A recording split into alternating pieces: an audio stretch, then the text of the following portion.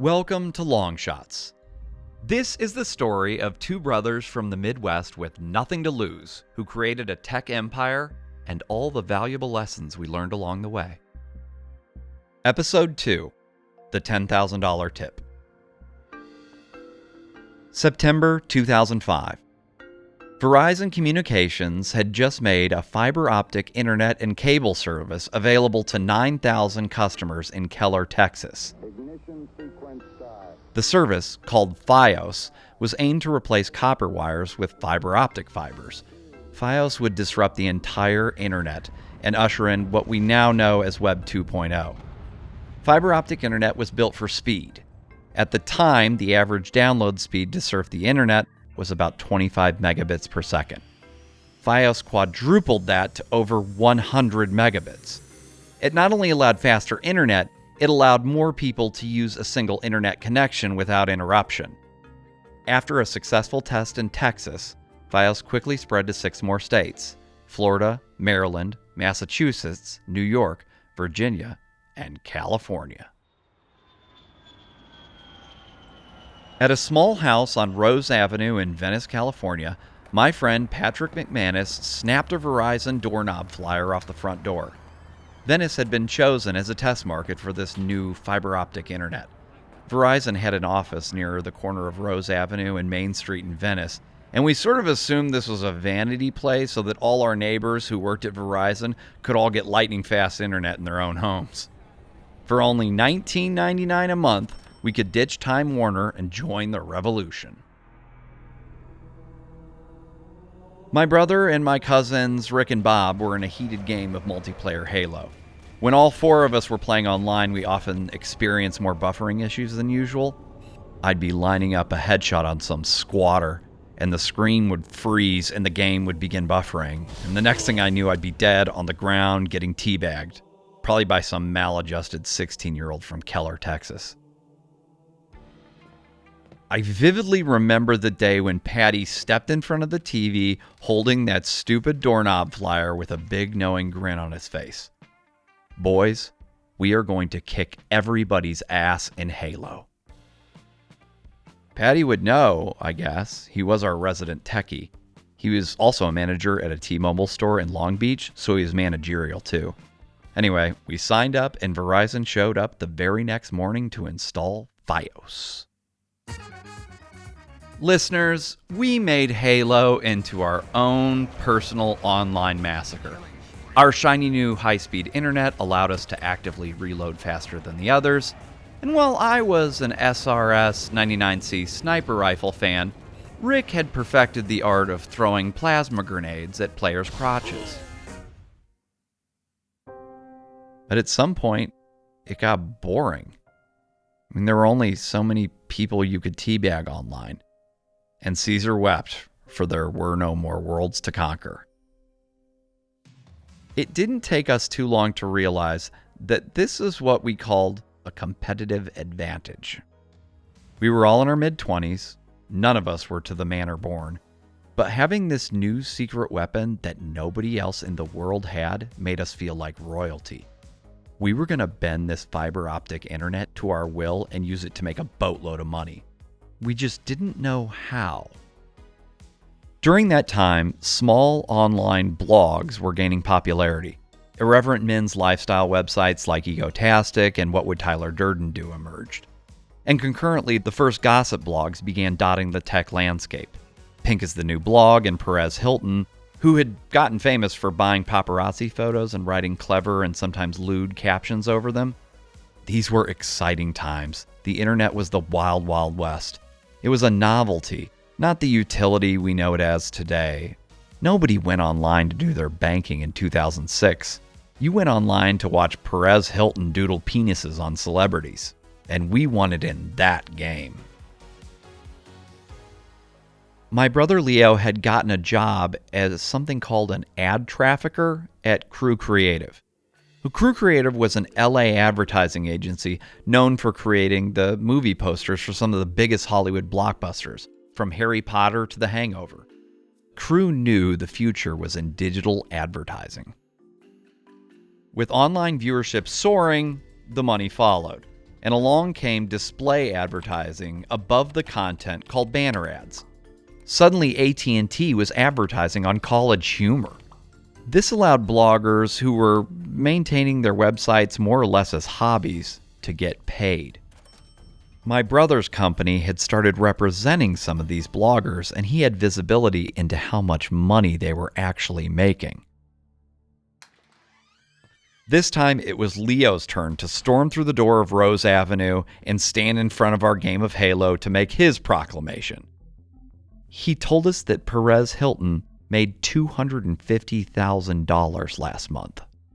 Holy shit. You mean last year? No, last month.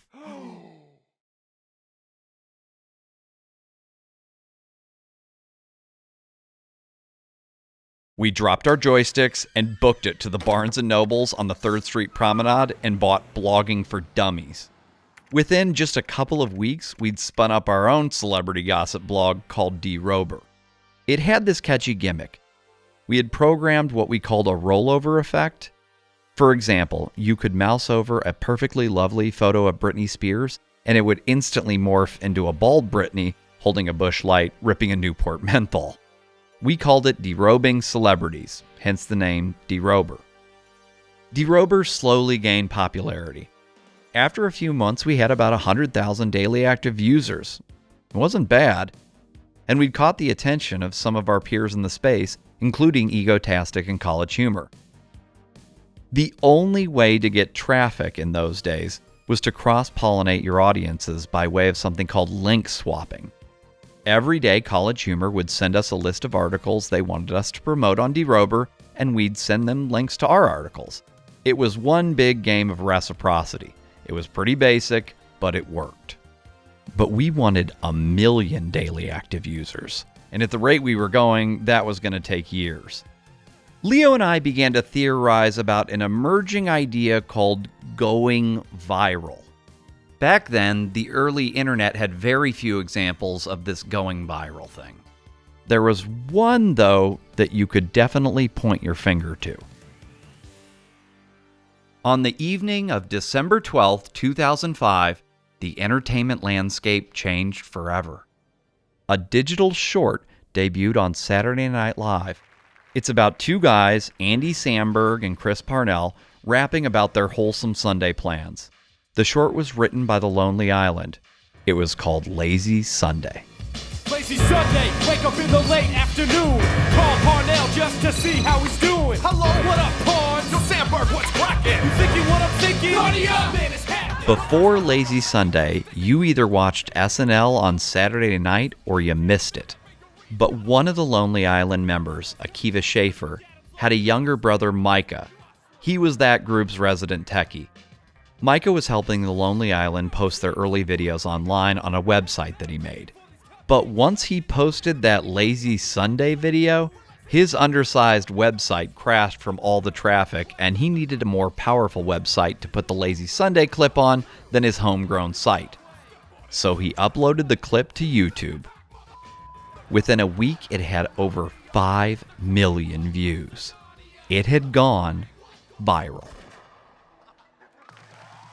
My brother and I figured if we could go viral, it would get millions of people to go to D-Rober and introduce millions of users to our website over a course of days, not years.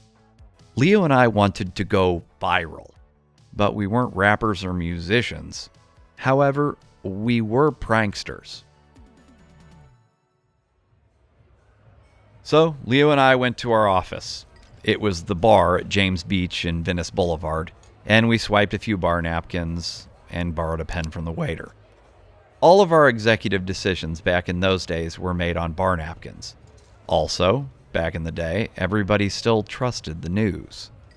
After a couple Coronas, we thought, what if we could manufacture a news story that was so riveting and so well thought out that everybody thought it was true? It would be like news, but fake. It would be fake news. Back then, we just called it an online hoax. But who would be our target? I'm ashamed to admit that one of our fleeting ideas was to falsely report that Michael Jackson had died. I'm really glad we didn't do that. Leo said the hoax had to be victimless, that there would be no negative consequences for our chosen target. About then, we looked up at the TV behind the bar at James Beach, and we saw Donald Trump was in Los Angeles promoting the first season of his reality show, Celebrity Apprentice. You're fired. This Trump guy was in our backyard, literally. In the sidebar of DeRober was a scroll that reported celebrity tipping stories. We called it Tippers or Stiffers. One of our roommates at the time, Liam McCann, was a waiter at an upscale Santa Monica eatery called the Buffalo Club. It was a C&B scene lunch spot for the old Hollywood guard. For us, the Buffalo Club had a unique quality that separated it from other Santa Monica restaurants. It was always closed on Tuesdays. What if we manufactured a story that Donald Trump had dinner at the Buffalo Club on a Monday night and left a $10,000 tip? We could launch the yarn on a Tuesday morning, and if any reporter called the restaurant, no one would be there to take the call to refute it. Here's how it worked. Liam printed a duplicate receipt from a customer who had ordered spaghetti and meatballs with an iced tea, and he brought it home. We scanned the receipt and uploaded it to Photoshop. Leo found a photo of Donald Trump's autograph online and digitally lifted his signature onto the receipt. Next, we handwrote $10,000 in the tip line below the $82.27 check. Liam didn't want his bosses to know that he'd given us the receipt, so we used the eraser function in Photoshop to white out his name. All that was left to do was make up a new name for the fake waiter who got the lucky tip. We named him Billy D, after Billy D. Williams. It was our subtle nod to the Return of the Jedi. I launched the farce the following morning at 6 a.m. To give the story the widest reach and the best possible chance to succeed, we used our link partners to seed the story. When Egotastic, College Humor, and Funny or Die sent us their fresh batches of links, we sent them back a link to the astonishingly big Trump tip story. And then I went to sleep. We'd spent all night prepping the story, and I was exhausted. When I woke up around 11 a.m., I walked into the living room to find all of my roommates huddled around the TV. They were still in their boxer shorts, passing around a bottle of Jack Daniels and laughing their asses off. My brother saw me and said, "John, you got to get in here. You are going to want to see this." To my astonishment, there was an Access Hollywood reporter standing outside the Buffalo Club. He was holding a printed receipt of the $10,000 tip up to the camera in one hand and indicating back to the restaurant in the other. Even in standard definition, you could see Trump's flamboyant signature like it was HD. Holy shit. We were hoping for print media exposure. We never expected broadcast media to roll a truck to the Buffalo Club. An hour later, an E! News team would be reporting live outside the Buffalo Club. In the background of the newscast, we could see reporters physically banging on the door of the Buffalo Club to try to get an interview with the fictional Billy D. But the whole joint was closed, allowing precious time for the hoax to get broader circulation. Back at 1016 Rose Avenue, we were still in our boxer shorts, emptying the last contents of a Jack Daniels bottle into our water glasses, and we were gobsmacked. We set out to hoodwink the internet, and instead, we'd single-handedly manipulated the whole damn system. Winston Churchill once said a lie makes it halfway around the world before the truth can put its pants on. Turns out he was right. In the end, our master plan didn't turn out exactly as we hoped. Millions of people did flow into DeRober over the next few days to passively look at the famous Trump tip. But all the traffic evaporated after a week. DeRober just wasn't sticky enough. Despite all the fun we had, the first business my brother and I ever created had failed. It worked out well for the others, though. Trump made a public statement about his tip. He denied it and blamed that stupid restaurant for using his name to drum up publicity. Fake news. If the owner of the Buffalo Club had been clever enough to conjure all this up, Trump would have been right. According to our roommate Liam, after the hoax, the Buffalo Club experienced a renaissance of sorts.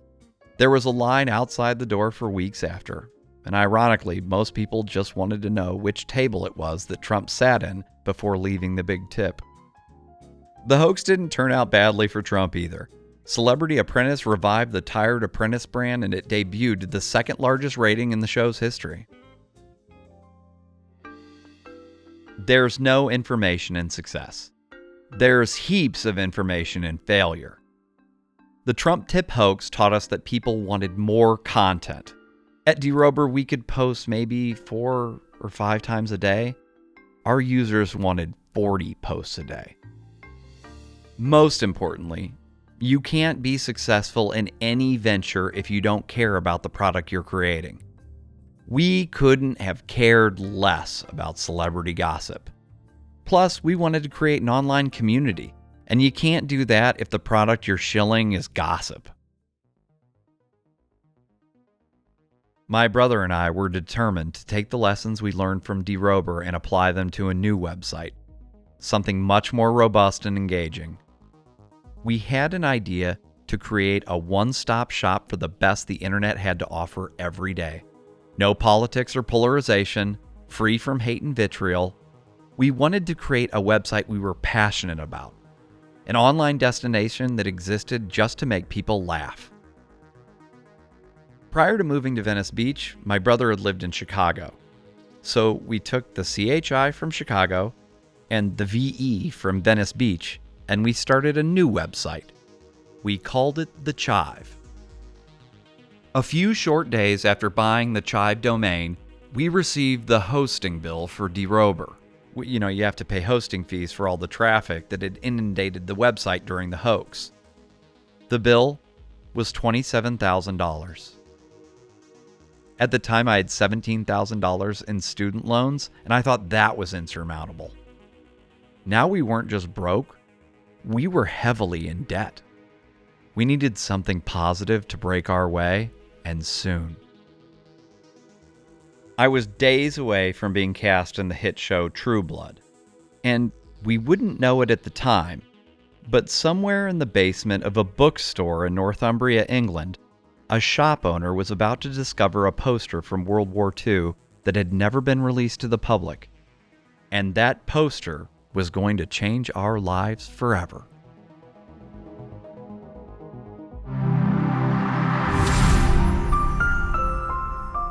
Subscribe on your favorite podcast platform and give us a 5-star rating.